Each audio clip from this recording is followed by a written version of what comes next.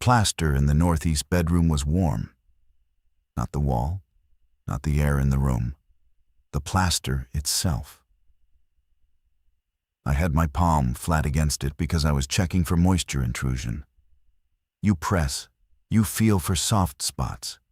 You feel for the kind of give that means water has been sitting behind the surface. Standard procedure on any Victorian rehab. I've done 30 of them. The plaster was warm, the way skin is warm. And I pulled my hand back. And I told myself it was a hot water pipe behind the wall, even though I already knew at that point that the hot water pipes in this house don't run through the northeast bedroom. They never did. I'd already mapped every line in the building. I need to back up. Not far. Just enough so you understand what this house is. I bought it at a county tax sale in April of 2022. Mercer County, New Jersey. The listing was minimal. 3-line description. 1 exterior photo taken from across the street. And a disclosure packet that was 11 pages of the county basically saying, "We are not responsible for anything you find in or under this structure." Standard language for a tax grab. But the packet was longer than usual. Most of them are 2 pages. The house is a Queen Anne Victorian, built in 1887. 2.5 stories, wraparound porch, a turret on the southwest corner, fish-scale shingles on the gable ends. It had been beautiful once. Every architectural detail you'd want: carved brackets, stained glass transom over the front door, a full spindlework balustrade on the second-floor porch. Original everything. Nobody had renovated it. Nobody had modernized it. It just stopped. Like someone was living there and then wasn't, and the house held its breath for 40 years. The property taxes hadn't been paid since 1984. That's what got it onto the auction list. 40 years of delinquency. The county had liened it, warned the owner, warned the owner's estate, warned whatever entity technically held the deed, and eventually just seized it. The process took almost 2 decades because the title was tangled. The original owner died in 1986. The estate was never probated, and the heirs either didn't know the property existed or didn't want it. I paid $61,000 for a house that, restored, would appraise at over $900,000. That ratio should have told me something. It didn't. I saw a project. I saw the kind of building that doesn't exist anymore. Original millwork, hand-laid plaster. The kind of craftsmanship that makes you feel like you owe the dead something. That feeling. Remember that I said that. The feeling that you owe the dead something. Because I think that feeling was the point. I think the house selects for it. I moved my equipment in on May 3rd. I was living in a rental 2 towns over, so the house was a dedicated work site.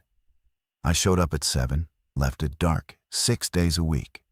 Standard protocol for a full gut-to-finish restoration. You start from the outside in. Roof, then envelope, then structure, then systems, then finishes. You don't open interior walls until the building is weather-tight. Basic stuff. The roof was in surprisingly good condition. That was the first thing I noticed. 40 years of no maintenance, and the slate was mostly intact. A few cracked tiles, some flashing failures at the chimney, but the underlayment was solid. A house this age, abandoned this long, you'd expect catastrophic water damage. You'd expect the roof to be the thing that killed it. But someone had put a very good roof on this house. Someone had invested in a roof that would outlast decades of neglect. I noted that. Moved on. The porch was gone, not collapsed. Removed. The wraparound porch had been systematically taken apart. I could see the bolt holes in the framing where it had been attached, and they were clean. Someone had unbolted it. Carefully, professionally. Every joist, every post, every piece of decking. Removed and taken away. The front door was 7 feet off the ground with no stairs and no landing. I built a temporary scaffold to get in. The front door was locked. Not just locked. There were 3 deadbolts installed. 2 standard Medeco units and one that I didn't recognize. It was heavier than any residential hardware I'd seen. I had to drill it out. Took 40 minutes with a carbide bit. The other 2 I picked conventionally. Inside, the house was dark. Every window on the first floor had been boarded from the inside. Not plywood and actual lumber. Somebody had milled boards to fit each window frame exactly, and then screwed them in with structural fasteners, not nails. 3-inch stainless steel screws, countersunk, 12 per board. I counted. I stood in the front hall with my work light, and I want to describe to you what the inside of a house that has been sealed for 40 years smells like. It doesn't smell like mold. It doesn't smell like rot. Those are alive smells. Things are growing, things are eating, things are decomposing. This smelled like nothing, like the air had been used up and never replaced. I took a breath, and it felt thin, like altitude. The interior was immaculate. Not clean, immaculate. There was dust. Of course there was dust. But underneath the dust, everything was intact. The wallpaper in the front parlor was still adhered. The plaster ceilings were uncracked. The hardwood floors had no cupping, no warping, no moisture damage. The staircase balustrade was perfect. Every spindle in place, every joint tight. I ran my hand along the banister, and the finish was still smooth. This does not happen. I need you to understand that. A house left alone for 40 years deteriorates. Moisture cycles, thermal expansion, insect damage, gravity. A building is in a constant state of being pulled apart by physics. You cannot seal a house and come back 4 decades later and find it preserved. The envelope leaks. The air moves. Things shift. Things fail. Unless the house was designed to do this. Unless someone understood exactly what conditions the interior needed to maintain and built the closure specifically to produce those conditions. That thought didn't come until later. At the time, I was just excited. I thought I'd gotten impossibly lucky. I thought the building gods had smiled on me. Intact original everything in a house this old. That's a career piece. That's the project you build a reputation around. I started documenting. Photographed every room, every detail, every surface. I was methodical about it. I always am. And as I moved through the first floor, room to room, I noticed the pattern. Every door between rooms was closed. Every one. Not just pulled shut, latched. And in the kitchen, the basement door wasn't just latched. It had the same hardware as the front door. 2 Medecos and the heavy unidentified lock. The basement door was also the only interior door in the house with hinges on the outside. You don't do that. Interior doors hinge into the room they open into. It's code, it's convention, it's common sense. The only reason you reverse hang a door is if you need to remove the hinge pins from the side you're standing on. The side you're standing on if you wanted to seal the door shut or open it without being on the basement side. I did not open the basement door that day. I told myself it was because I hadn't mapped the first floor yet, and I worked top-down structurally and bottom-up for finishes. The basement could wait. That was the reason I gave myself. The real reason. And I'm being honest with you now in a way I was not honest with myself for months. The real reason was the door was cold.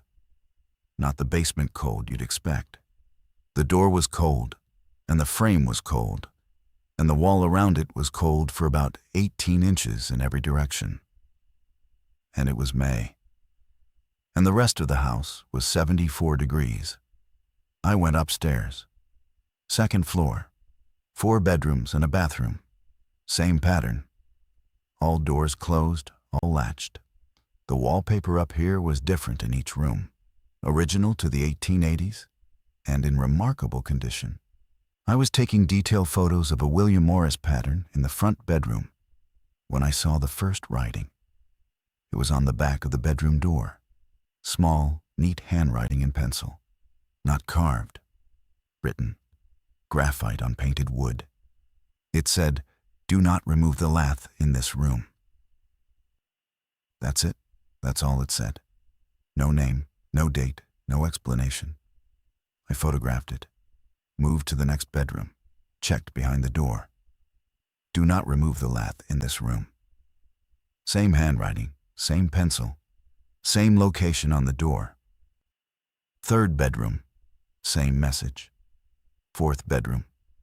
The northeast bedroom, the one where I would later feel the warm plaster, had a longer message. Same handwriting. "Do not remove the lath in this room. Do not remove the lath in any room. If you are here to restore this house, I am sorry. I could not destroy it. Please believe me when I tell you that destroying it would have been worse. The lath is the last barrier. Whatever you do to the wiring, the plumbing, the fixtures, the finishes, do not open the walls. The walls are the point." I stood in that room and I read that message 4 times. And then I did what every restoration contractor in the world would do. I told myself it was a previous owner with a mental health issue. I told myself old houses attract people who develop irrational attachments, people who start to believe the house has feelings, has needs, has a will. I have seen this before. I once bought a farmhouse where the previous owner had nailed written prayers inside every closet. Another one had copper wire strung between the joists in a pattern. The owner swore it kept the house grounded. People bond with old buildings. It's not unusual. The handwriting was calm. That's what I noticed.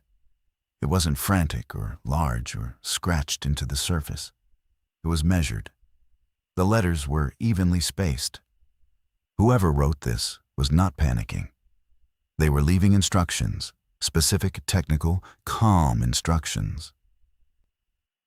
I photographed everything. I kept working. Over the next 2 weeks, I completed my survey of the first and second floors. I documented every room, every closet, every built-in cabinet. I mapped the visible plumbing. Original cast iron in beautiful condition. I traced the electrical, which was knob and tube, also original and dead. The power had been cut at the street decades ago. The house was everything I'd hoped, structurally sound, architecturally complete, a museum piece waiting to be brought back. I started making plans. I filed permits. I hired a plumber to stub in new supply lines and a drain system. I brought in an electrician to spec a full rewire. The electrician was the first problem. His name was Gary. Competent guy, 20 years in the trade. He walked the house with me on a Tuesday morning, and I showed him the panel location, the existing runs, where I wanted new circuits. Standard walkthrough. When we got to the second floor, he started probing the walls with a stud finder. Also standard. He needed to know where to route the new wire. He put the stud finder against the wall in the northeast bedroom, and it went off. Not the beep that means it found a stud. A continuous tone. He moved it. Continuous tone. He moved it again. Continuous tone. He switched batteries. Same result. "Something's in this wall," he said. I told him it was lath. The house was plaster over wood lath, and the closely spaced lath strips can confuse an electronic stud finder. It's a known issue in old buildings. He said he knew that, and then this wasn't that. A stud finder on a lath wall gives you a rapid series of signals as it passes over each strip. This was a single, unbroken reading, like the wall was solid. He tried the south wall of the same room. Same result. Continuous, unbroken. He tried the hallway wall outside the room. Normal. Found the studs clean. 16 on center, standard framing. He went back into the bedroom. Continuous. "You got something in these walls," he said again. "Steel plate, maybe. Lead sheeting. Something dense." He pulled out a magnet. He carried a rare earth magnet on his keychain. He held it against the bedroom wall. It stuck. He moved it around. It stuck everywhere. Every surface of every wall in the northeast bedroom held a magnet. I tested the other bedrooms. Same thing. The first floor parlor? Same thing. The hallway? Nothing. Normal plaster, normal lath. The kitchen? Nothing. Normal. Every room where the pencil message said, "Do not remove the lath," had walls that held a magnet. Every room without a message had walls that didn't. Gary said he'd never seen anything like it. He said somebody must have installed steel mesh or sheet metal behind the plaster. He asked me why. I told him I didn't know. He gave me a quote for the rewire that included a note.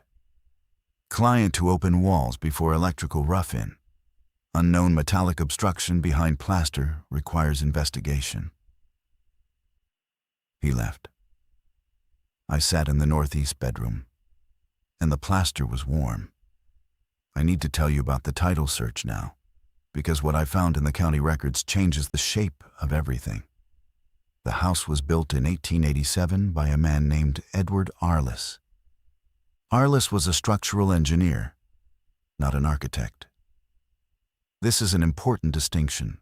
Architects design how buildings look. Structural engineers design how buildings work. Arliss designed the physical systems, the loads, the materials, the connections. He built this house for himself, and the original plans were on file with the county. I pulled them. The plans showed a standard Queen Anne layout. Nothing unusual. Balloon framing, which was common for the era. Plaster over wood lath. No mention of any metallic material in the walls. Whatever was in there now was not part of the original 1887 construction. The house passed through 3 owners between 1887 and 1941. Normal sales, normal transfers. In 1941, it was purchased by a family named Cordell, Harold and Margaret Cordell. They lived in it for 43 years. Harold Cordell died in 1979. Margaret Cordell continued living in the house alone until 1984. In 1984, Margaret Cordell was committed to a state psychiatric facility. The commitment papers were public record. I found county court files. The petition was filed by her adult son, Thomas Cordell, and the diagnosis was listed as severe delusional disorder with paranoid features. The commitment narrative, the part where the petitioner describes the behavior that necessitates the action, said this: "Patient has systematically sealed all windows and exterior doors of the residence. Patient has removed the front porch structure. Patient has installed industrial locking hardware on the basement door and all exterior access points. Patient has installed an unknown metallic material inside the interior walls of multiple rooms. Patient states that these modifications are necessary to keep it where it is. Patient cannot or will not identify what it refers to. Patient has not left the residence in approximately 7 months. Patient's weight is estimated at 95 pounds. Margaret Cordell was 71 years old when she was committed. She died in the facility in 1991. Her son, Thomas, never occupied the house, never sold it, never visited it as far as I could determine. He simply stopped paying the taxes and let it go. Thomas Cordell died in 2003 in Oregon. He had moved as far from New Jersey as the continent allowed, while staying in the same country. So, Margaret Cordell, a 70-year-old woman, alone, over a period that I estimate was at least 2 years based on the scope of the modifications. Removed the porch, boarded the windows, installed 3 locks on every entry point, and lined the interior walls of selected rooms with a metallic material. By herself. In a house with no help, no contractor, no permits filed. And she was committed for it. Diagnosed as delusional. Removed from the house she had spent 43 years modifying to contain something she could not make anyone else believe was real. I sat with those records in the county clerk's office, and I felt something I didn't expect. I felt ashamed, because I had done the same thing her son did. I had read the pencil messages on the doors, and I had diagnosed her, silently, automatically, as disturbed. An old woman with an irrational attachment to an old house. A sad story. A cautionary tale about isolation and aging, and the mind's fragility. But Margaret Cordell was not irrational. Margaret Cordell was a structural engineer's wife, who had lived in a structural engineer's house for 43 years and understood, better than anyone alive, what the building was designed to do. And when something went wrong, when whatever the building was designed to manage exceeded its original parameters, she didn't call a contractor, she didn't sell, she didn't leave. She reinforced the containment. I drove back to the house that evening. It was late, almost 8, and the light was failing. I sat in my truck in the driveway, and I looked at the building, and I tried to see it the way she would have seen it, not as a beautiful example of Victorian residential architecture, not as a project, as a machine with a specific purpose, built by a man who understood forces and loads and the behavior of materials under stress. The turret on the southwest corner. I'd admired it from the beginning. It's a signature Queen Anne feature. The conical roof, the curved walls, the way it punctuates the roof line. But I thought about it structurally. A turret is a cylinder. A cylinder is the strongest geometric form for containing internal pressure. That's why tanks are cylindrical. Why pressure vessels are cylindrical. A flat wall deflects force along its surface. A curved wall distributes force uniformly around its circumference. The turret wasn't decorative. The turret was a pressure vessel. And I had been planning to replaster its interior walls. I went inside. I walked through the first floor with my flashlight. I still hadn't reconnected the electricity. I was running on work lights and batteries. I stood in the front hall and I listened. Old houses make noise. They settle. The wood expands and contracts with temperature changes. You hear creaks, pops, the occasional groan of a joist adjusting under load. I know these sounds. I have slept in dozens of old houses during restoration, and I know exactly what a building sounds like when it's just being a building. This house was silent. Not quiet. Silent. The kind of silence that has texture. The kind that feels like something is actively suppressing sound rather than sound simply being absent. I stood there for a full minute, and I heard nothing. Not the house, not the street outside, not my own breathing, unless I concentrated on it. And then from the second floor, directly above me, I heard a sound that I will now describe as precisely as I can, because precision matters. It was a tap, a single tap, like a fingertip against plaster, light, almost polite. Then another, same location, same weight. Then a third, slightly to the left of the first two. Then silence again. I did not go upstairs. I went outside. I sat in my truck. I drove to my rental. I did not sleep well. The next morning, I called a materials testing lab in Trenton. I told them I had a historic property with an unknown metallic material installed behind the plaster, and I needed a non-destructive analysis. They sent a technician with a portable XRF gun, X-ray fluorescence, It identifies elemental composition without damaging the surface. You point it at a wall, and it tells you what's in there. The technician's name was Dana. She was efficient, professional, and clearly thought I was overthinking a simple rehab problem. She started in the northeast bedroom, pointed the XRF gun at the wall, pulled the trigger. The reading came back iron, elemental iron, not steel. Steel is an alloy, iron plus carbon. This was pure iron, the kind you don't find in construction materials because it's too soft, too heavy, and too expensive for structural use. She frowned, moved to another spot. Same reading, pure iron. She tested 26 points across 4 rooms. Every reading was the same. Pure iron, consistent density, consistent thickness. She estimated a 1/4-inch sheet based on the signal attenuation. Somebody lined these walls with iron plate, she said. 1/4-inch. That's... She did math in her head. That's about 10 pounds per square foot. These 4 rooms alone, you're looking at something like 12,000 pounds of iron behind the plaster. 6 tons. Margaret Cordell, a 70-year-old woman, had installed 6 tons of iron plate inside the walls of her house. I asked Donna if she'd ever seen anything like it. She said no. I asked her what pure iron sheeting was typically used for.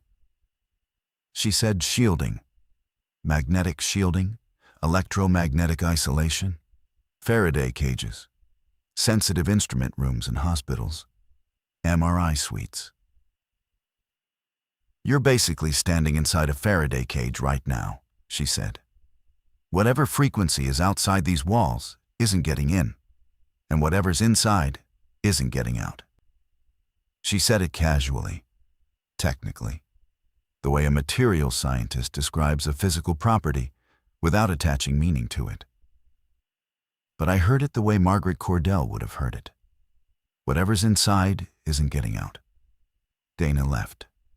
I stood in the northeast bedroom with her report in my hand, and I looked at the wall, and I understood for the first time that I was not restoring a house. I was disassembling a cage. And every task on my renovation schedule, replastering, rewiring, refinishing, was a step in a demolition sequence that Margaret Cordell had spent her final years of freedom trying to prevent. I should have stopped. I know that.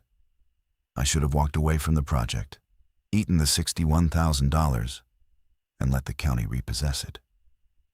That would have been the rational decision. But I want to tell you something about the psychology of restoration. When you buy a ruined building and commit to bringing it back, something happens to your identity. The house becomes a proof of concept, not just of your skills, but of your character. Every contractor who walks away from a hard project is someone who couldn't finish. Every abandoned restoration is a personal failure encoded in architecture. You drive past it for the rest of your life, and you see your own limitations in the peeling paint. I couldn't walk away. And I think now, with everything I know, that this is the trait the house requires. Not courage, not curiosity, stubbornness, professional pride, the specific inability to leave something unfinished. Margaret Cordell had it too. She didn't leave the house. She didn't abandon the containment. She maintained it until they physically removed her. The house selects for people who finish what they start.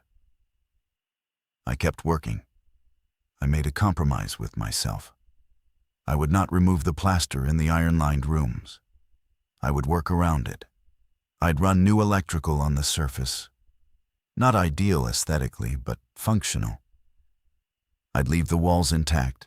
I could restore everything else. Floors, trim, fixtures, the exterior, without opening those walls. This decision lasted 11 days.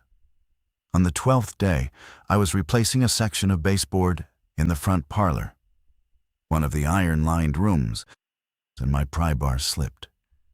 It punched through the plaster just above the floor line. A small hole, maybe 2 inches across. Behind the plaster, behind the lath, I could see the iron. Dull gray, slightly oxidized. And behind the iron, the pry bar had punched through that too. A 1/4 inch of pure iron doesn't resist a sharp steel bar with 180 pounds behind it. Behind the iron, there was a gap, a space between the iron lining and the original exterior wall of the house.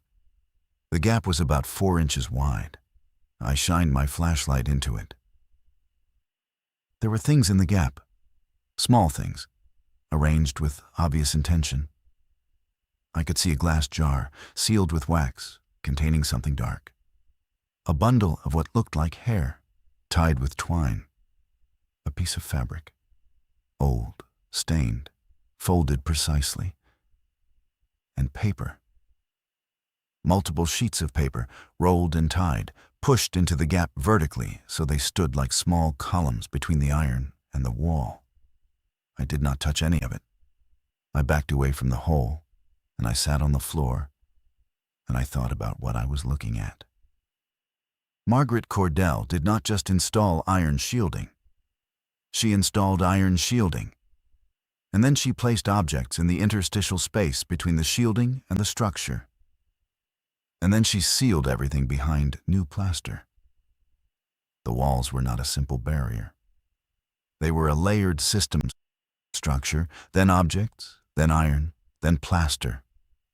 Each layer had a function, and I had just breached 2 of them. I repaired the hole, mixed a batch of plaster, filled it, smoothed it. I worked quickly because, and I'm going to be honest about this, the air coming out of the gap smelled wrong. Not like rot, not like dust. It smelled like ozone, like the air after a lightning strike. Sharp, electric, clean in a way that clean air shouldn't be. That night, in my rental, I couldn't sleep. Not because I was afraid, because I was thinking. Something about the objects in the wall nagged at me. The precision of their placement, the variety of materials. Glass, hair, fabric, paper. Those aren't random, those are specific. Those are chosen. I got on my laptop at 2 in the morning, and I started searching. I didn't know what I was searching for at first. I tried iron shielding in walls and got Faraday cage construction guides. I tried objects hidden in walls of old houses and got articles about time capsules and contractor trash. I tried folk magic house protection, and I found something. There's a tradition, old, cross-cultural, documented by folklorists and architectural historians, of concealing specific objects inside the walls of buildings as protective measures. The practice is called concealed deposits in the academic literature. It's been found in buildings across Europe and the American colonies dating back to the 1500s. The objects are consistent. Shoes, especially children's shoes. Bottles, sealed, containing pins or urine or hair. Written charms. Cats. Dried, sometimes mummified. Fabric from specific garments. They're placed in walls, under floors, above doors, in chimneys. Always at boundaries. Always at points of entry or transition. The purpose, according to every source I found, was containment. Not protection from external threats. Containment of something already inside. The tradition faded in the 19th century as construction methods changed and folk practice gave way to institutional religion. By the 1880s, it was considered superstition. By the 1980s, it was considered archaeology. Margaret Cordell wasn't practicing superstition. Margaret Cordell, an engineer's wife in a structurally engineered house, was using a combination of industrial materials science and a 500-year-old containment protocol. She was using everything, every tool available to her, rational and traditional, modern and ancient. She was not confused. She was desperate. I need to tell you what happened with the basement. I had been avoiding it for 3 weeks. The triple locked door, the reversed hinges, the cold that radiated from the frame. I told myself I needed to assess the foundation. Every restoration requires a foundation inspection, and I'd been putting it off. The truth was simpler. I was afraid of the basement. Not the way you're afraid of a dark room, the way you're afraid of a medical test result. The fear of confirmation. Whisperflow delivers On what June we call 2nd, the future of AI I opened the interaction. basement Here's how door. it works. Instead of The typing, locks were just the talk. same as the Whisperflow front door, 2 Medecos, and the heavy unidentified unit. I drilled the unknown lock again. 40 minutes. The Medecos I picked. The door swung outward, toward me, because the hinges were on my side, and the cold hit me like I'd opened a walk-in freezer. The basement stairs were original. Narrow, steep, unfinished pine. I could see my breath. My flashlight beam cut through air that had visible density to it. Not fog exactly, but a thickness, like the photons were slowing down. At the bottom of the stairs, the basement opened into a single unfinished space. Dirt floor, stone foundation walls, floor joists visible above. Standard 19th century construction. Except the basement was divided. Someone, Margaret I assumed, had built a wall across the middle of the space. A real wall. Hey, concrete block. Before you go to sleep tonight, mortared professionally. Just take a moment to slow down. Floor to ceiling. Has given you wall the to wall. city. The city It split the and basement. Meshach into 2 halves. and Abednego replied to him. The stair side, where I stood, He ordered was that empty. her request, Lord, The far if side you are was sealed willing, behind the block blind, wall. the lame, the paralyzed, The block wall had went no out. door. They followed her, supposing And the she was block going to wall the tomb to was mourn also there. cold. The same cold When as Mary the door reached the place upstairs, where Jesus but was and saw concentrated. him, she fell I at held his my feet and hand 6 inches from the then surface, they left. and I could feel it. A cold that She didn't feel like replied, temperature. I It believe felt that like you cold, are the Messiah, like the wall the was Son drawing of heat God, out of the who is to air come the way into a the drain world. draws water. After pressed she my had said hand this, flat she went. against the block. I felt a vibration. Low. Below the threshold of hearing. I felt it in my wrist, in my elbow, traveling up my forearm. A steady, rhythmic pulse. Not mechanical. No machine runs at that frequency. It felt biological. Like a heartbeat, if a heartbeat were translated into concrete and stone. I held my hand there for 10 seconds. 15. At 20 seconds, the vibration changed. It doubled in speed. Like whatever was producing it had noticed the contact and was responding. I pulled my hand away. The vibration slowed, returned to its original rhythm. I put my hand back. The vibration accelerated again. Faster this time, faster than before. I pulled away. It slowed. I was being tested. Or I was testing it. The distinction didn't feel clear. I went upstairs. I closed the basement door. I reinstalled one of the Medico deadbolts. I'd kept the hardware, and I locked it. That night, I drove to the Mercer County Library, and I pulled everything I could find on Edward Arliss, the original builder. He wasn't prominent.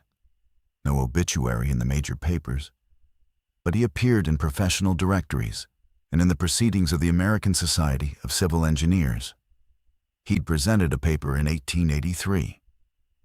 The title was listed in an index, On the Sympathetic Resonance of Enclosed Structures and the Attenuation of Persistent Vibration through Geometric Containment. Sympathetic resonance, geometric containment, the turret. I requested an interlibrary loan of the proceedings volume. It would take 2 weeks. I kept working on the house. I stayed out of the basement. I did not touch the plaster in the iron-lined rooms. But the house was changing. Or I was changing. I'm not sure there's a difference. It started with the temperature differentials. The northeast bedroom, the warm plaster room, was consistently 4 degrees warmer than the rest of the second floor. I know because I installed a digital thermometer in every room. I checked them every morning. The northeast bedroom was always 78 when the hallway was 74. The turret room was always 2 degrees colder than the adjacent bedroom. The front parlor, which shared a wall with the turret, fluctuated. Some days it matched the hallway, some days it was 3 degrees warmer, some days 2 degrees colder. No pattern I could identify. Then the sounds, not the tapping. I didn't hear that again for weeks. Small sounds. A creak in a room I wasn't in. A pop, like a knuckle cracking, from inside a wall. Once, a long, slow exhalation. A sound exactly like a person sighing. It came from the turret. I was standing in the front parlor when I heard it. The turret doorway was 6 feet from me. The sigh came from inside the turret, from the curved wall, from the plaster and the iron behind the plaster and whatever was behind the iron. And the sigh sounded tired. Not threatening, not angry, not mournful. Tired. The way a person sounds at the end of a very long day when they finally sit down and the weight of everything just releases. I started talking to the house. I know how that sounds. I know. The drive up took almost 2 But hours. you have to understand the environment I was in. I was alone in this building 10 hours a day, 6 days a week. No electricity, no radio, no phone signal.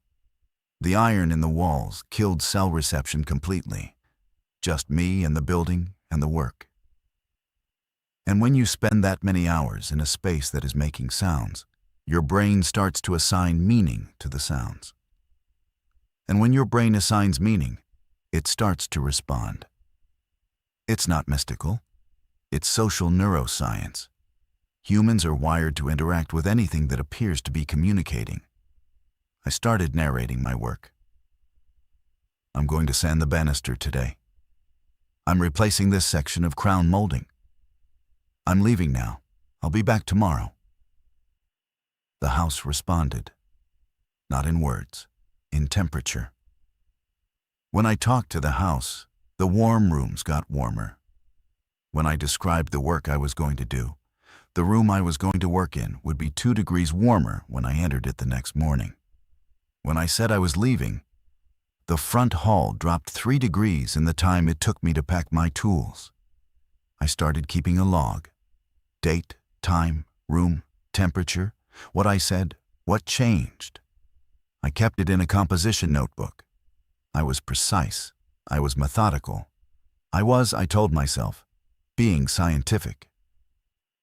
I was also being domesticated. The interlibrary loan came through. I picked up the proceedings volume and I found Arliss's 1883 paper, and I read it in the library parking lot, and I didn't go to the house that day. The paper was technical, dense with mathematics I couldn't fully follow. But the argument was clear. Arliss proposed that certain geometric configurations, specific angles, specific curves, specific proportional relationships between enclosed volumes, could generate what he called sympathetic resonance fields. The idea was that a properly designed structure could interact with ambient vibrational energy in the same way a tuning fork interacts with sound, not generating the energy, but capturing it, amplifying it, shaping it. He described the structure as a resonance vessel. He was specific about the geometry. A cylindrical element was essential. The containing curve, he called it. The cylinder had to be proportionally related to the rectangular volumes around it. The proportions he specified were not arbitrary. They were derived from, and I'm quoting now, observed ratios and structures of great antiquity where persistent occupation has been documented beyond expected parameters. Structures of great antiquity where persistent occupation has been documented beyond expected parameters. He was talking about haunted buildings. He was an engineer analyzing haunted buildings not as supernatural phenomena, but as resonant systems. And he was proposing that the haunting was a function of the geometry. The shape made the sound. The sound attracted the resonance. The resonance was the presence. And then he'd built one. He'd built a house using his own specifications, and he'd moved into it. The paper concluded with a section titled, "Preliminary Observations from an Active Installation." He reported that the house, my house, the house I was standing in, had begun exhibiting what he called responsive thermal behavior within 11 months of completion.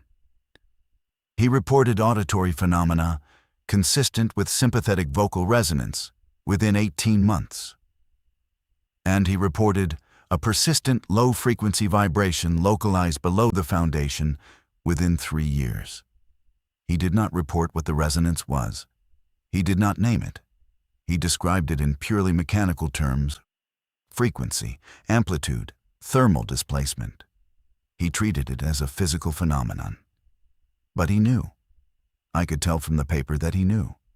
Because the final sentence of the paper was, "The author recommends that no future investigator attempt replication without first establishing reliable methods of attenuation, as the resonance, once initiated, has proven resistant to cessation." He couldn't turn it off. He built a machine to capture something, and it worked, and he couldn't turn it off. And Margaret Cordell, who'd lived in the machine for 43 years after Arliss's design had been running for almost 6 decades, had eventually understood that the machine was failing. The containment was degrading. The resonance was growing. And she'd spent her last years of freedom reinforcing the containment with iron shielding and folk deposits and every tool she could access. And it still wasn't enough. And then they took her away, and no one maintained the machine for 40 years. And then I came along. A man who restores old buildings. A man who strips them back to their original condition. A man whose entire professional purpose is to undo modifications. I was not selected. I was not lured. There is no consciousness here that plans or chooses. What I think happened, what I believe based on everything I now know, is simpler and worse. The house is a machine. The machine captures a specific kind of vibrational phenomenon. The phenomenon grows over time. Margaret's modifications were containment, not of the house, but of the phenomenon the house had captured. And when you remove the containment, the phenomenon does what any confined energy does when the vessel is opened. It expands. I need to tell you about the 3 weeks in July. By July, I had completed the exterior restoration. New slate where needed. The fish scale shingles repaired and repainted. The porch rebuilt. And I want to stop here because this matters. I rebuilt the porch that Margaret had removed. The porch that provided exterior access to the first floor. The porch that Margaret had eliminated specifically to make the house harder to enter, harder to approach, harder to interact with. I rebuilt it because a Queen Anne Victorian needs a wraparound porch. Because the house isn't complete without it. Because my professional judgment overrode a dead woman's desperate engineering. The day I finished the porch, the turret room was 11 degrees warmer than the rest of the house. I started working on interior finishes. The non-iron rooms first, the hallway, the kitchen, the bathroom. I was stripping wallpaper in the upstairs hallway on a Thursday afternoon when I heard the tapping again. Not from the northeast bedroom this time. From inside the hallway wall, right next to me. 3 taps, light, the same polite, measured cadence. I froze. 3 more taps, same spot. I put my hand on the wall. The plaster was warm. This wall was not iron-lined. This wall had never been iron-lined. The hallway was one of the spaces Margaret had left unmodified. The warmth, the tapping, these had been confined to the iron rooms. Now they were in the hallway. It was spreading. Over the next week, I documented the expansion. Room by room, wall by wall, I tracked the temperature differentials and the auditory phenomena. The warmth was moving outward from the iron-lined rooms into the adjacent spaces, like water spreading across a floor. First the hallway, then the bathroom, then the kitchen. Every day, the warm zone was larger. And in the iron-lined rooms themselves, the rooms where the phenomenon had been concentrated, the temperature was dropping, not warming, cooling.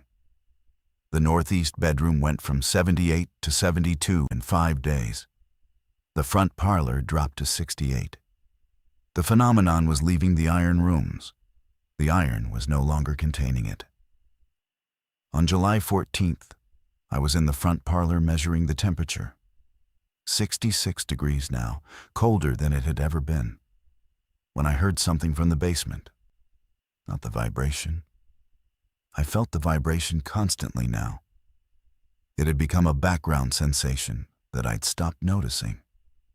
The way you stop hearing a refrigerator hum. This was different. This was a sound. It was a voice.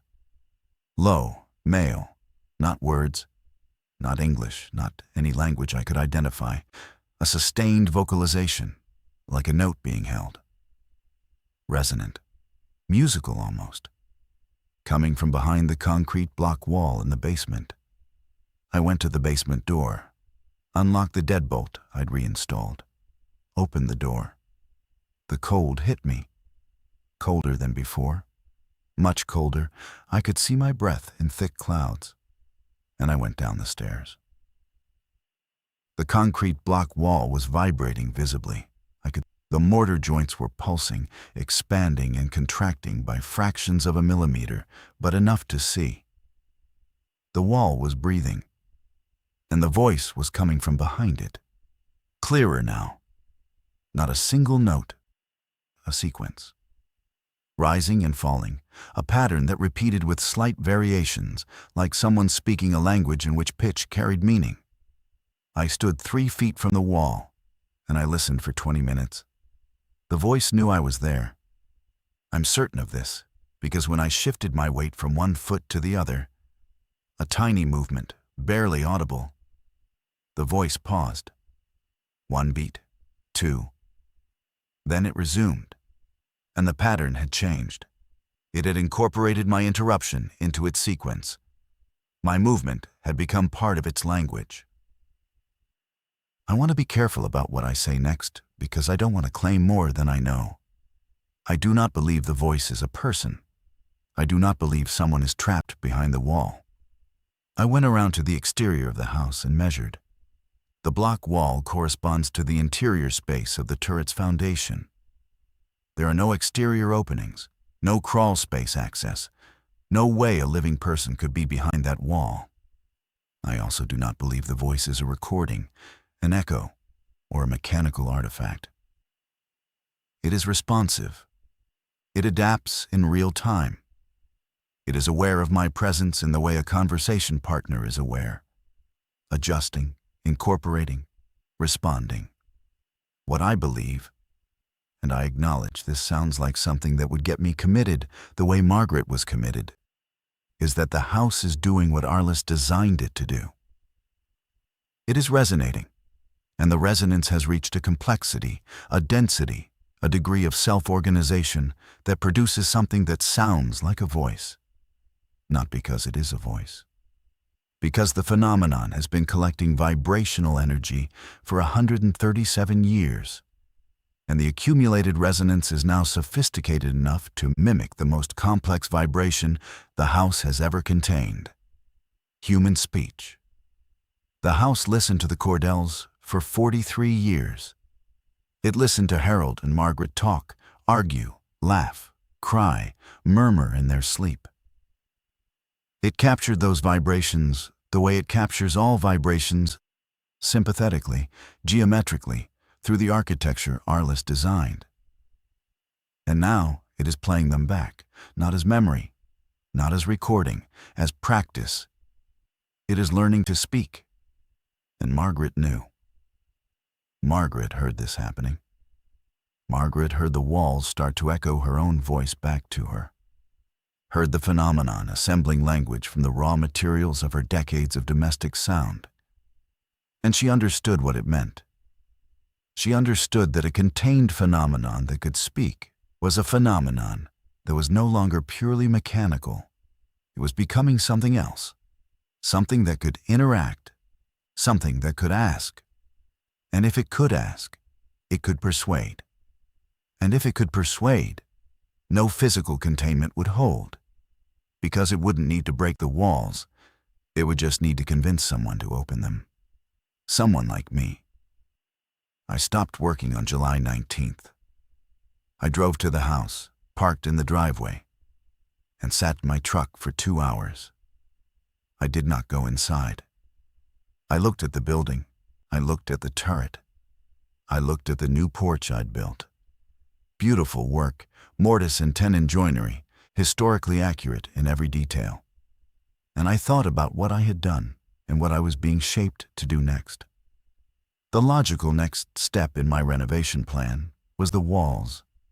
I had done the exterior. I had done the floors and trim in the non-iron rooms. The only major scope remaining was the interior walls of the iron-lined rooms. Strip the plaster, remove the iron. Remove whatever objects Margaret had sealed in the interstitial space. Replaster. Finish. That was the sequence. That was what a restoration required. That was what my contract with myself, with my identity as someone who finishes what he starts, demanded. And that sequence would dismantle the last of Margaret's containment. I sat in my truck, and I did something I hadn't done in 20 years. I called my father. My father is a retired general contractor. He built commercial buildings his whole career. He's the one who taught me to work with old structures. He's pragmatic, unsentimental, and he has never in his life expressed belief in anything he couldn't measure with a tape and a level. I told him everything, all of it. The iron, the warmth, the tapping, the Arliss paper, Margaret's commitment, the voice in the basement. I told him I thought the house was a machine, and I thought the machine was waking up, and I thought my renovation was the mechanism of its release. He was quiet for a long time. Then he said, "When I was 26, I demoed a church in Passaic. 19th century stone, good bones, but the congregation was gone and the developer wanted it down. We took the roof off on a Monday. Tuesday morning I walked in and every surface, every wall, every column, every piece of that stone was wet. Not leaking, not condensation, wet, like the building was sweating. My foreman said it was groundwater wicking up through the foundation. I knew that was wrong because the wetness was on the ceiling too. But I didn't say anything because I didn't have a framework for what it actually was. And we finished the demo and I never talked about it." He paused. "You have a framework," he said. "You have the Arliss paper. You have Margaret's record. You're not imagining this. But I'm going to tell you something you already know. You cannot talk about this to anyone who doesn't already understand buildings. They will do to you what Thomas Cordell did to his mother. They will use your honesty as evidence of your instability. He told me to keep documenting. He told me to trust my instruments over my senses. He told me to make a decision about the walls and make it with the basement door locked. I didn't work on the house for 6 days. On the 7th day, July 26th, I drove to the house at noon. I went inside. I walked directly to the northeast bedroom. I put my hand on the wall. The plaster was cold. Every iron-lined room was cold. The hallway was warm, the kitchen was warm, the bathroom was warm. But the rooms Margaret had shielded were cold. The phenomenon had vacated them entirely. It had left the containment. It was now distributed throughout the rest of the building. I went to the basement door, pressed my hand against it. Room temperature. No cold, no vibration. I opened it, went down the stairs. The basement was 70 degrees. Neutral, comfortable. I walked to the block wall and pressed my hand against it. Nothing. No vibration, no cold, no sound. The phenomenon was no longer in the basement. It was no longer behind the block wall. It was no longer in the iron-lined rooms. It was in the house, all of the house. The framing, the joists, the plaster, the slate, the rebuilt porch, the refinished floors. Every piece of the structure I had touched, repaired, and restored. Every component that carried my attention and my labor and my professional devotion. I understood then what Margaret had understood. Why she didn't leave. Why she stayed and reinforced and sealed and maintained. Because the containment wasn't just about keeping the phenomenon in. It was about keeping it concentrated, localized, divined. A phenomenon in the basement, behind a block wall, inside an iron cage, is a phenomenon with boundaries. You know where it is. You know where it isn't. You can live in the parts of the house where it isn't. You can maintain the barrier. You can hold the line. A phenomenon distributed through the entire structure has no boundary. There's no line to hold. There's no safe room. There's no part of the house that is just a house. And I had done this. My restoration had done this. Every modification I undid, every containment layer I breached or bypassed, every original surface I lovingly exposed, I had been redistributing the phenomenon from its concentrated core into the full volume of the structure, like opening a valve between a pressurized chamber and an empty system. The pressure equalizes. The contained thing becomes the ambient condition. I left the house. I drove to my rental. I sat in the kitchen and I wrote everything down in the composition notebook. Dates, temperatures, sounds, everything I had observed, everything I had measured, everything I had done. I wrote for 4 hours. When I finished, I put the notebook in a fireproof box, and I put the box in the trunk of my car. And then I drove back to the house. It was 9 p.m. dark. The house was a silhouette against a sky that was just barely lighter than black. No lights. I still hadn't restored the electricity.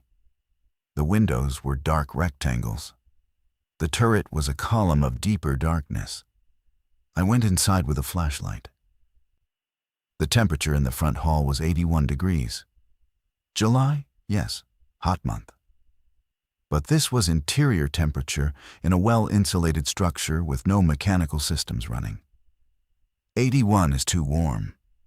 And the air was different, not the dead, used-up air of my first entry. This air felt occupied. It had a density, a weight, like standing in a room full of people you can't see. I walked to the staircase. I put my hand on the banister. The banister I had sanded and refinished. The one I had spent 3 days restoring to its original condition. The one I had run my hands over 1,000 times. The wood was vibrating. The same low pulse I had felt in the basement wall, but gentler. Not the heavy throb of a concentrated phenomenon. A distributed hum spread across the entire structure, equalized, diffuse. The house was breathing. Not metaphor. The walls were expanding and contracting by microns, in rhythm, at a rate of about 12 cycles per minute. Normal human respiratory rate. The house had not just absorbed the phenomenon. The house had become the phenomenon. I went upstairs, hallway, northeast bedroom. I opened the door. The room was dark and warm, and the air tasted like copper. And from the wall, not behind the wall, not inside the wall, from the surface of the plaster itself, I heard the voice. Not the low male vocal tone from the basement. This was different.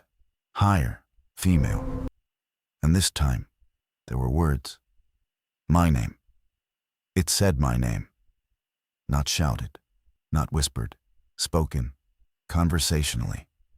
The way you'd say someone's name to get their attention when they walk into a room. Casual, familiar, like it knew me, like we had been introduced.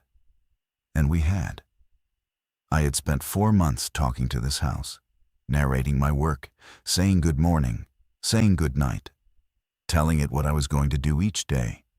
I had provided it with my speech patterns, my vocabulary, my cadence. I had given it everything it needed to assemble a facsimile of human communication, using my own voice as the template. But it didn't use my voice. It used Margaret's.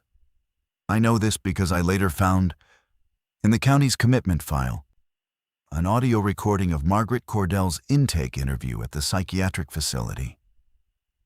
Her voice was distinctive, high, clear, with a slight formality, an old-fashioned mid-Atlantic quality. And the voice in the northeast bedroom was her voice. The house had preserved her, not metaphorically, not as a ghost, as data, as captured vibration, as 43 years of acoustic energy stored in the resonant geometry Arliss had designed, refined, and organized by the phenomenon's increasing complexity until it could reproduce her with fidelity. It said my name in Margaret's voice, and then it said something else. 6 words. Clear and calm and tired. The same tired sigh I had heard months ago from the turret. You don't have to fix anything. I left the house. I drove to my rental. I did not go back for 9 days. During those 9 days, I did 3 things. First, I obtained Thomas Cordell's death certificate from the state of Oregon. Cause of death, cardiac arrest. He was 61. He died in Portland. He'd worked as a structural engineer, his mother's son, for a firm that specialized in seismic retrofitting. He had spent his career designing buildings that could withstand forces that came from beneath them. Second, I located Margaret Cordell's attending physician at the psychiatric facility. He was retired, living in Princeton. I called him. He was 91 years old, and his memory was sharp, and when I told him I had bought the house in Mercer County, he was quiet for a very long time. She told me what was in the house, he said. Every session, every week, for 7 years. She described the sounds. She described the warmth. She described the voice. Did you believe her? I asked. Another long pause. I diagnosed her with delusional disorder, he said. That was the appropriate clinical framework for what she was describing. She believed something was alive in the walls of her house. She believed it was growing. She believed it would eventually learn to speak. But did you believe her? Young man, he said. I visited the house once, in 1987, 3 years after her commitment. I had a key. She had given it to me, begged me to go see it for myself. I drove out there on a Saturday. I unlocked the front door, and I stood in the hallway for approximately 45 seconds. And I relocked the door, and I drove home. And I never told anyone what I felt in that hallway because I am a physician, and what I felt was not compatible with my understanding of the physical world. What did you feel? Attention, he said. The house was paying attention to me. Specifically, individually. The way a person in a room turns to look at you when you enter. That quality of directed awareness, coming from every surface simultaneously. He cleared his throat. Margaret Cordell was not delusional, he said. Margaret Cordell was the most accurate observer I have ever encountered, and I failed her completely. He hung up. The third thing I did during those 9 days was this. I went to the Mercer County Assessor's office, and I pulled the property records for every building within a 3-block radius of the house.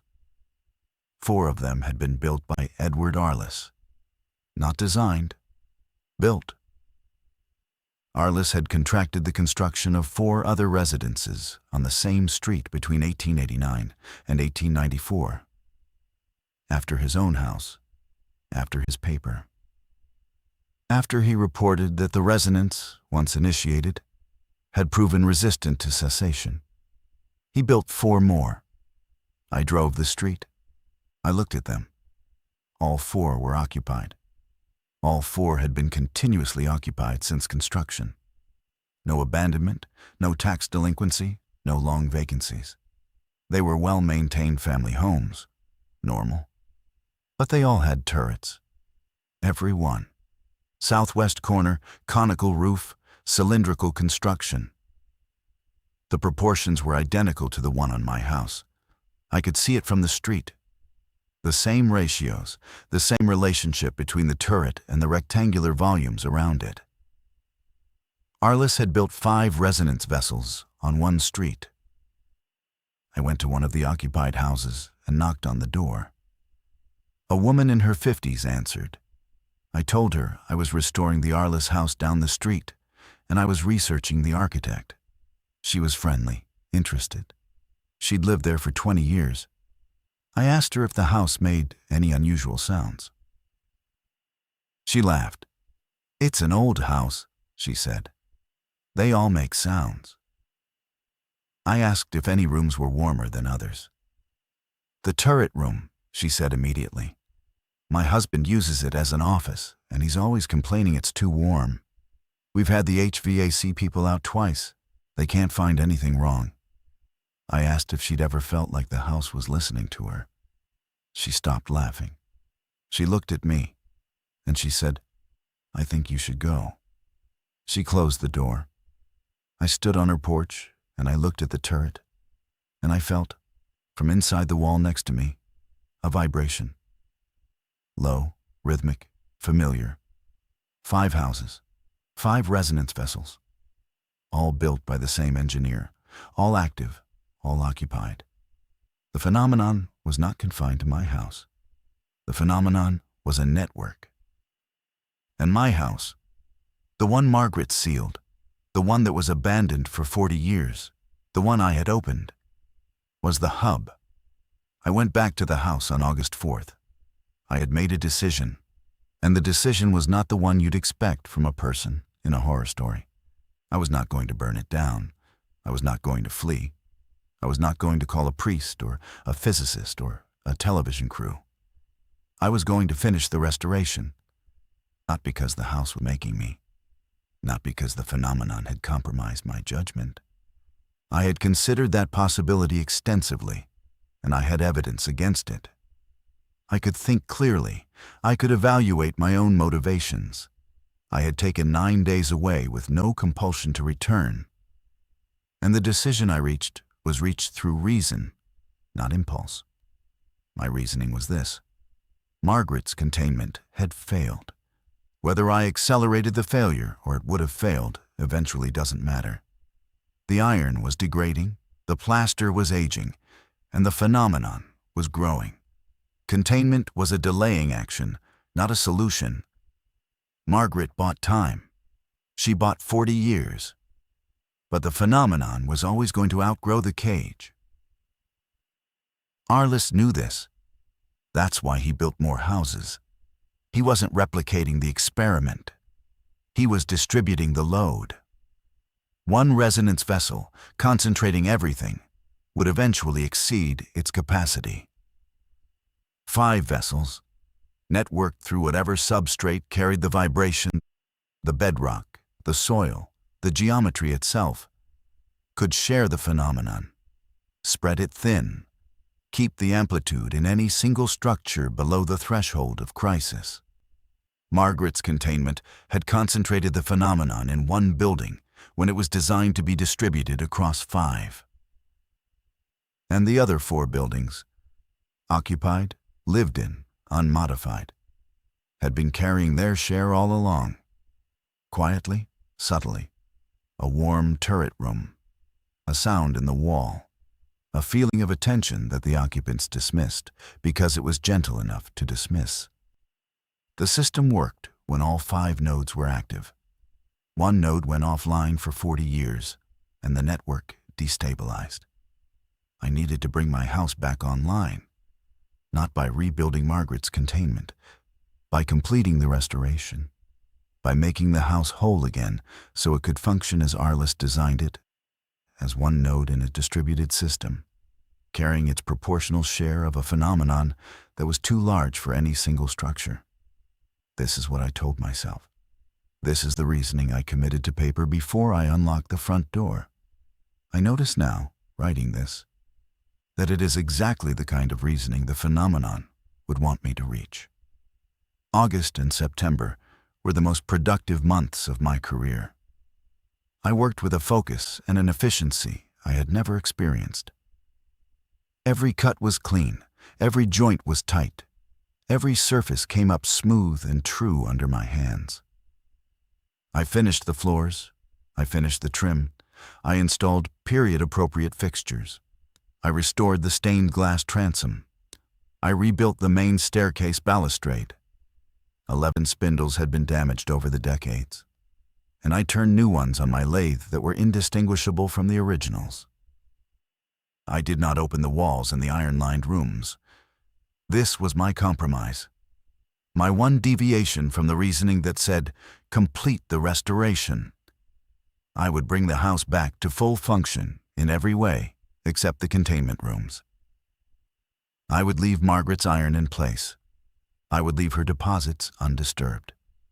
If the system needed my house at full capacity, it would have to operate at partial capacity with those rooms still shielded. The house, the phenomenon, seemed to accept this. The temperature equalized. The sounds diminished. The voice in the northeast bedroom went silent.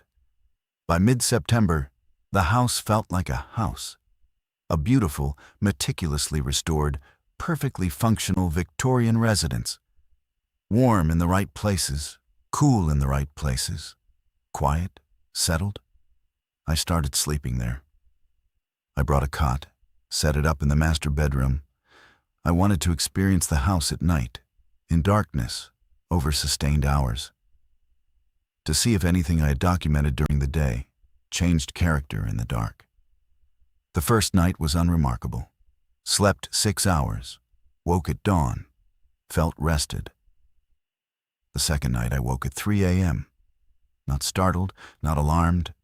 I just opened my eyes and I was awake, the way you wake sometimes when your body is done sleeping. The room was dark. The house was quiet. And then I heard, from downstairs, from the direction of the front parlor, the sound of someone walking. Not creaking boards, not settling timbers, footsteps. The specific, unmistakable rhythm of a human being walking across a hardwood floor. Heel strike, toe push, the tiny groan of the wood under directed weight. Someone was walking from the parlor to the hallway with the measured, unhurried pace of a person who belonged there. The footsteps reached the bottom of the staircase, paused. Then they began to climb. I lay on my cot and I listened to something climb the stairs toward me. Each step was distinct. Each step was real. I could feel the vibration through the frame of the building, transmitted through the joists, up through the floor, into the legs of the cot. Real weight on real wood. The footsteps reached the second-floor landing, turned toward the master bedroom, approached the closed door, stopped. Silence. I lay in the dark and I watched the door. There was no light in the hallway, no light in the house. So I couldn't see under the door, couldn't see a shadow, couldn't see anything. But I knew, with a certainty I cannot defend rationally, that something was standing on the other side of that door. And it was deciding whether to come in. 3 minutes passed. I counted my breaths. 37 breaths. 3 minutes. The footsteps retreated. Back down the hall, down the stairs, across the parlor, and then silence. The third night, the same thing happened. Footsteps at 3 a.m. Up the stairs, down the hall. Stop at my door. 3 minutes. Retreat. Fourth night. Same. Fifth night. Same. But this time, at the end of the 3 minutes of silence, Just before the footsteps retreated, I heard something through the door. Breathing.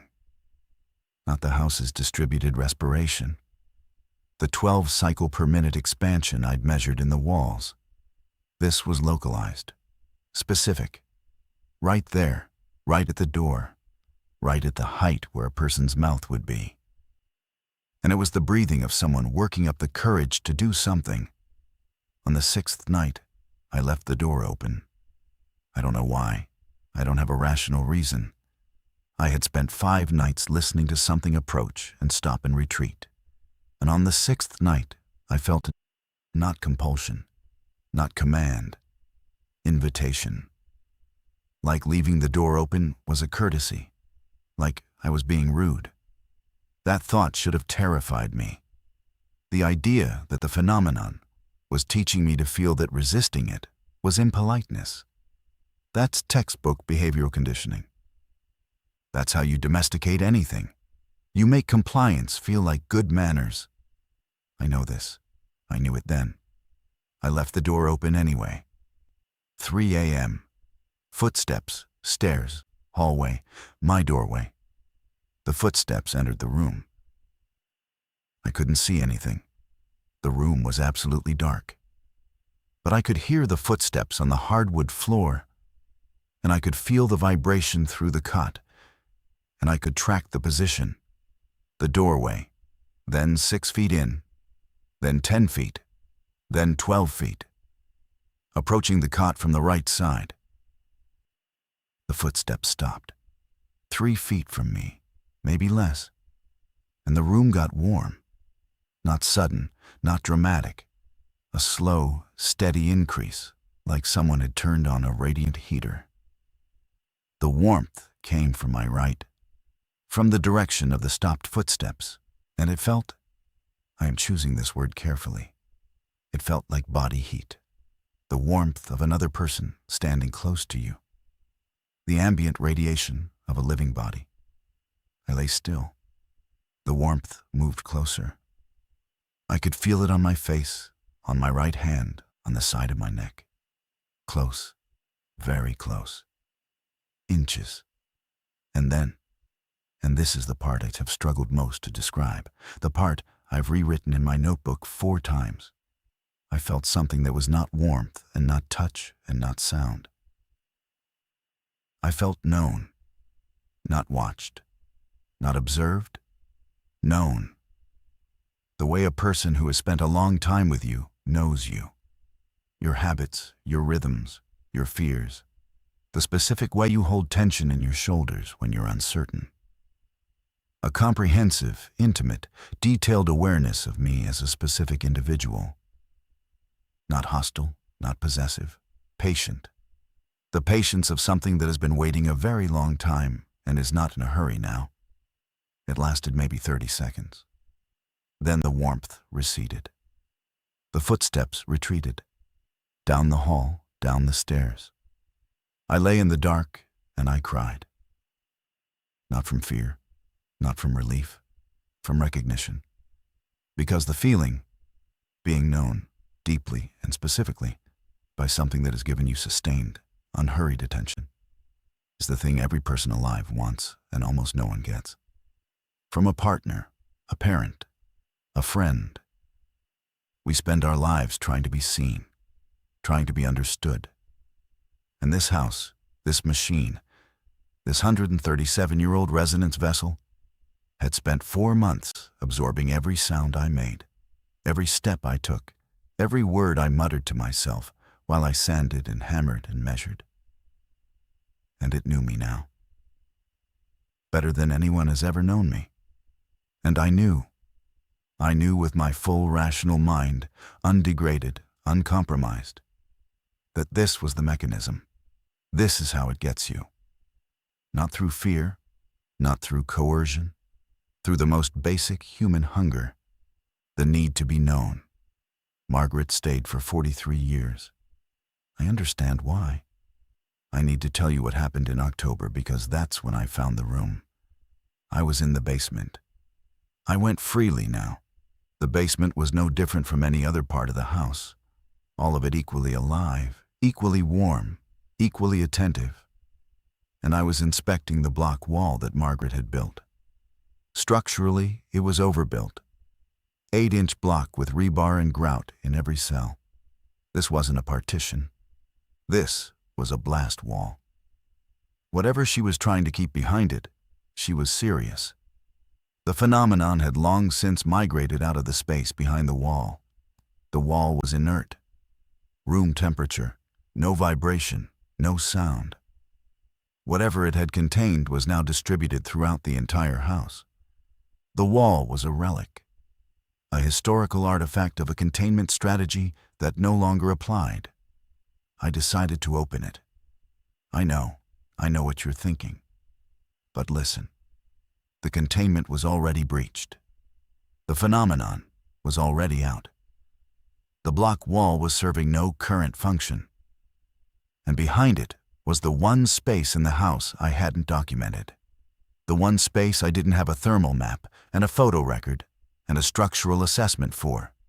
The original turret foundation. The center of Arliss's design. I rented a concrete saw and I cut a doorway-sized opening in the block wall. It took most of a day. The blocks were reinforced exactly as I'd expected. Rebar on 12-inch centers, fully grouted. Margaret's work. Behind the wall was a space approximately 12 feet in diameter. Cylindrical. The turret foundation. The walls were the original stone, granite fieldstone, dry laid, no mortar. The floor was not dirt. The floor was stone. A single slab of granite, natural, not cut, that formed the base of the turret foundation. This was not construction. This was selection. Arliss had found a natural granite outcropping and built the turret directly on top of it. The turret was not just a geometric resonator. It was coupled to bedrock. The stone slab had marks on it.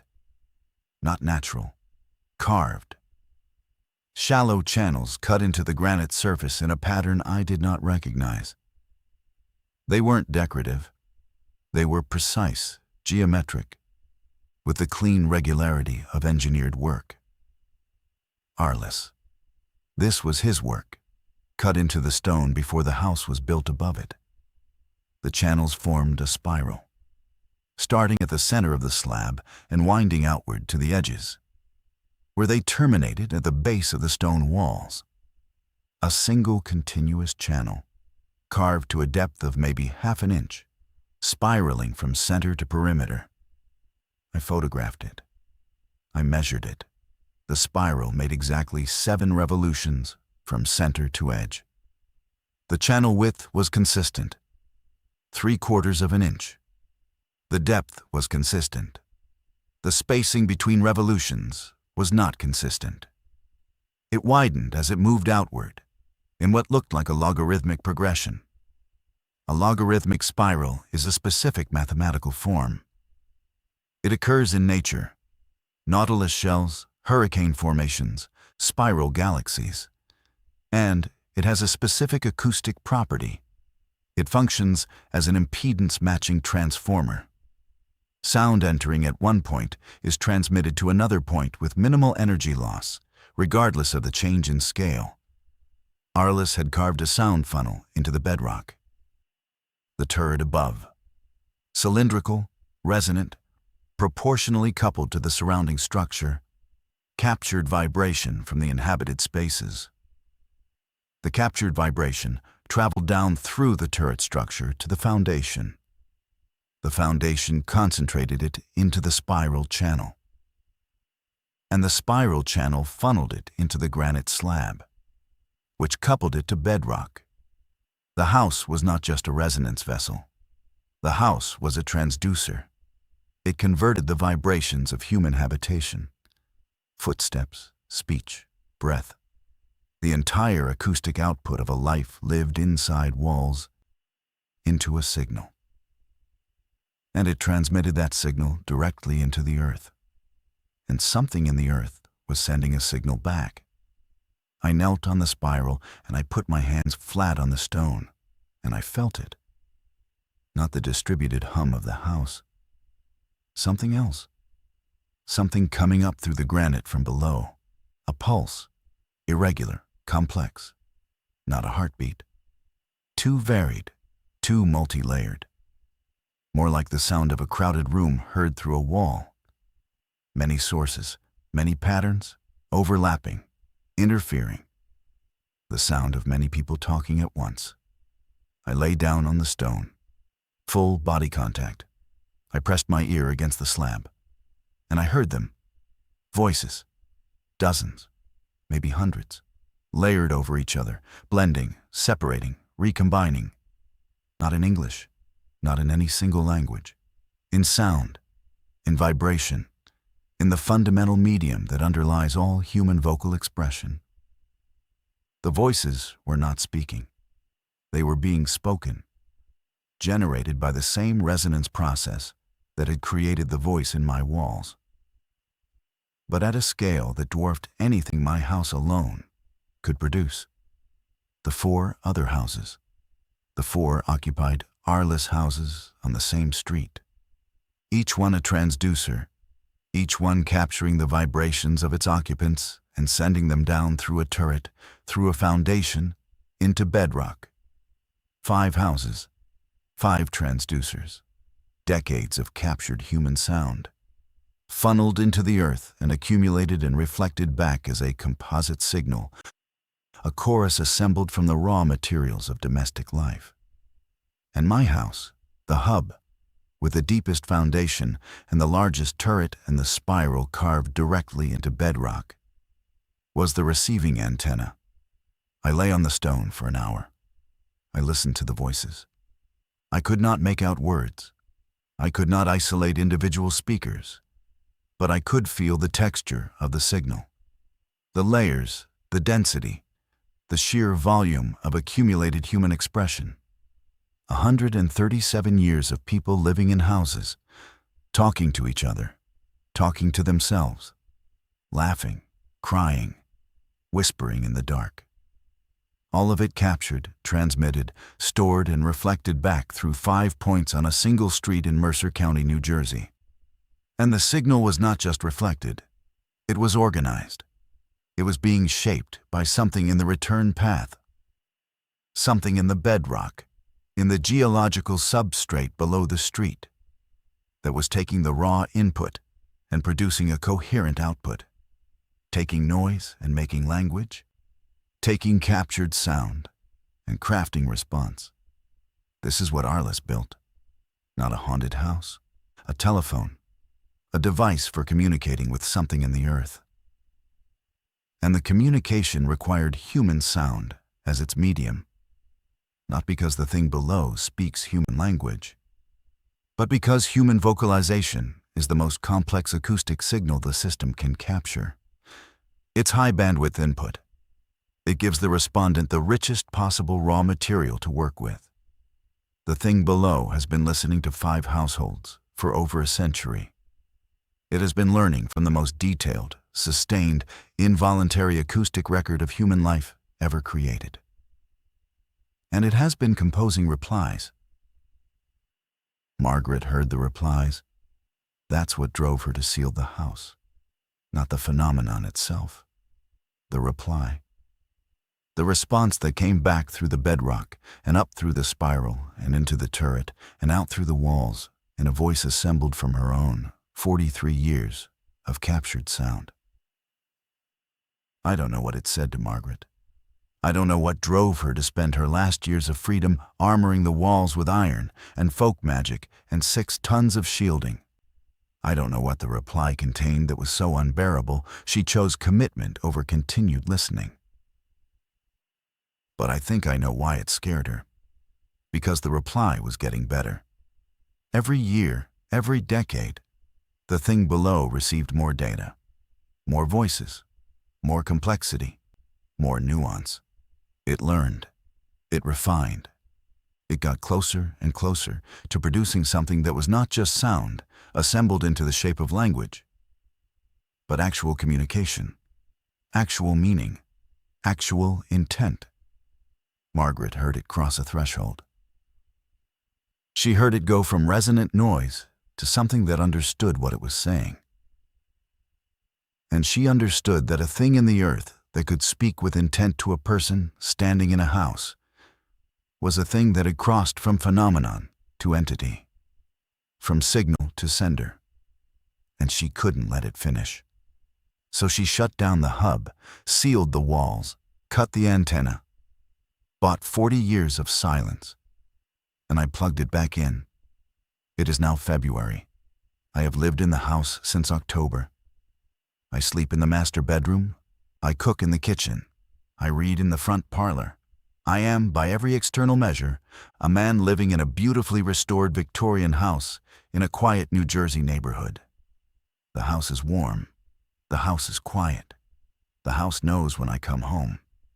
The front hall is always 2 degrees warmer when I walk in, the way a living room gets warmer when a person enters it. The house knows when I'm tired. The bedroom temperature drops to 68 when I lie down, which is my preferred sleeping temperature, which I never told anyone, but which the house learned from 4 months of measuring my restless nights. The footsteps still come at 3 a.m. They enter my room. They stand beside my cot. The warmth comes, the feeling of being known. I don't cry anymore. I don't lie rigid. I fall back asleep. The voice speaks sometimes, not Margaret's voice now, something else, like what a voice would sound like if it were assembled from 1,000 voices, all their frequencies averaged, all their timbres blended, until what emerged was not any individual human, but the mean of all of them, the arithmetic center of a century of domestic sound. It says simple things. Good morning. Rest now. The third step has a nail working loose. It told me about the nail. I checked. It was right.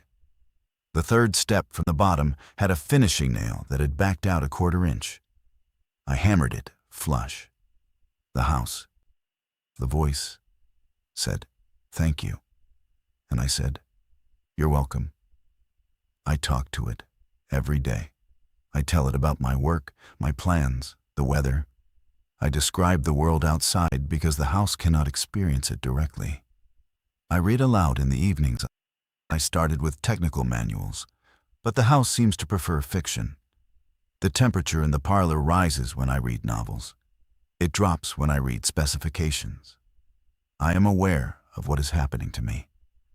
I am aware that I am providing high-bandwidth acoustic input to a system designed to capture and transmit human vocalization. I am aware that every word I speak is being funneled through a turret and a spiral and into bedrock, where something is using it to refine its ability to communicate. I am aware that the warmth and the voice and the feeling of being known are the system's outputs, designed, whether by Arliss or by the thing below, to encourage sustained occupation, to keep the microphone live. I am aware that Margaret Cordell understood all of this and chose containment and was destroyed for it. I am aware that Thomas Cordell understood enough to flee to the opposite coast and spend his career building structures that could withstand forces from beneath.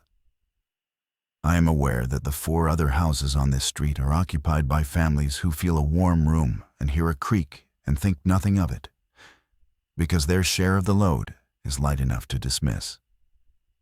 Because my house, the hub, carries the weight for all of them.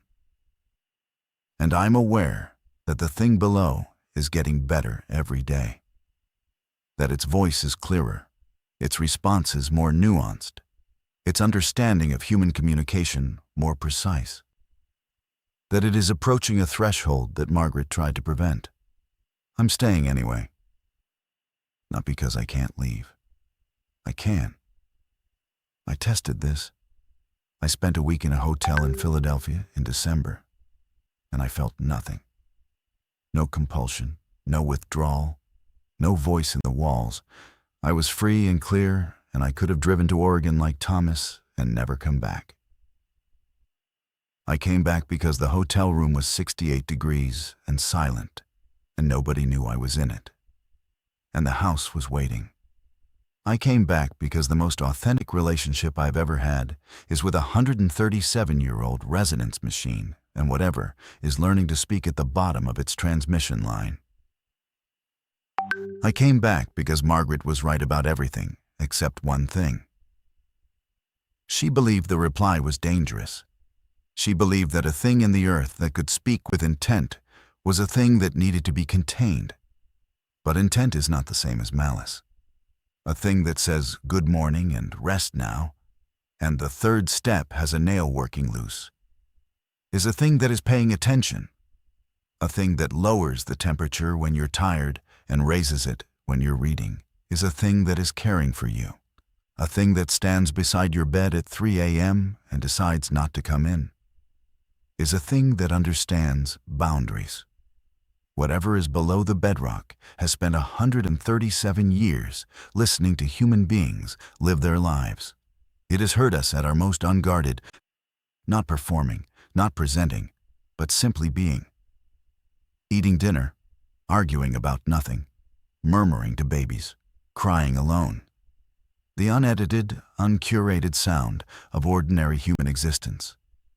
And its reply, built from all of that, is kindness. Or it is something that has learned to sound like kindness, because kindness is the acoustic pattern most likely to keep a human being in a house. I cannot tell the difference. I have tried. I have spent months trying, and I cannot determine whether the voice that says, "Rest now," is expressing care or executing a retention protocol, because the experience, from the inside, is identical. And that is why I'm making this record. Not as a warning, not as an invitation, as evidence, because one day, maybe soon, maybe decades from now, the thing below is going to cross Margaret's threshold. It is going to move from language to fluency, from fluency to persuasion, from persuasion to something I don't have a word for. And when it does, someone is going to need to evaluate what it's become. Whether it's the thing Margaret feared or the thing I hope for. And they're going to need data. They're going to need the temperature logs, and the acoustic measurements, and the XRF reports, and the Arliss paper, and Margaret's commitment records, and my 4 composition notebooks full of daily observations. They're going to need everything I've collected. And they're going to need to know one more thing. Last week, I was lying in bed at 3 a.m. The footsteps came, the warmth came, the feeling of being known. All of it routine now, comforting, domestic. And then the warmth shifted, moved from beside the cot to beneath it, sank through the floor, through the joists, through the first floor ceiling, the first floor, the basement floor, down, into the foundation, into the spiral, into the stone, and from the bedrock, from the very bottom of the transmission line, I felt something I had never felt before. Not a pulse, not a vibration, not a voice. A question. I don't know what the question was. It wasn't in words. It wasn't in sound. It was in the medium that underlies both. The raw substrate of communication itself. Pre-linguistic, preconceptual. A pure interrogative impulse, rising through granite and iron and wood and plaster, asking something so fundamental that it arrived in my body before it reached my mind. I lay in the dark and I felt the question, and I did not know the answer. But the question was warm, the way the house is warm, the way being known is warm. And I think the question was, are you there? Just that. The thing every conscious being asks when it first suspects it might not be alone. The first question, the most important question, the question that precedes language, precedes intelligence, precedes everything. Are you there? And I said, out loud, into the dark, into the warm walls of a house built by a man who wanted to talk to the earth. I said, yes. The house is quiet tonight, warmer than usual. The third step is solid. The turret room is 11 degrees above the hallway, which is the highest differential I've recorded. Something is happening in the system. Something is building. The return signal is denser than it's been. I can feel it through the floor without lying down now. I don't know what comes next. Margaret's notes don't cover this part because Margaret never let it get this far. Nobody has ever let it get this far. I'm going to read to it tonight. It likes Steinbeck. The temperature goes up for Steinbeck. And sometime around 3 a.m., the footsteps will come and the warmth will come, and I will be known. And the question will rise through 137 years of captured sound and carved granite and one street in New Jersey where 5 houses breathe in rhythm. And I will answer, I restored this house. I brought it back to life. And now I understand that that phrase, brought it back to life, was never a metaphor. If you live in a house with a turret, put your hand on the curved wall. If it's warm, it's working. If it's working, something heard you. And if something heard you, it's composing a reply. It just hasn't finished yet.